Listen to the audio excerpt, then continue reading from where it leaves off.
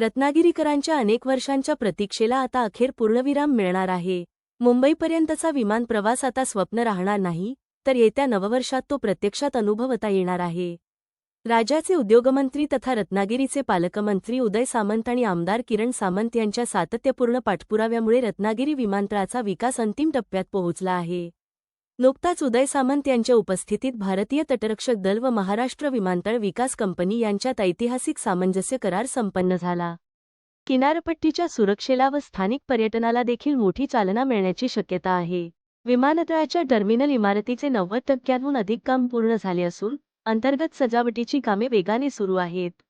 लवकरच हे विमानतळ नागरी उड्डाण सेवेसाठी सज्ज होणार आहे। 2 जानेवारी 2025 रोजी संरक्षक भिंतीच्या कामाला सुरुवात झाली होती। सुमारे 100 कोटी रुपयांच्या खर्चातून आणि 25 एकर क्षेत्रात उभारण्यात येत असलेले हे आधुनिक विमानतळ आता पूर्णत्वाच्या दिशेने वेगाने वाटचाल करत आहे।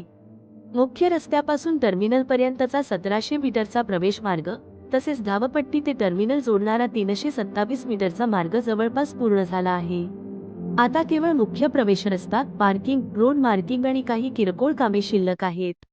ही सर्व कामे पूर्ण होताच रत्नागिरीकरांसाठी मुंबई आणि इतर शहरांशी हवाई संपर्काचे नवे पर्व सुरू होणार आहे।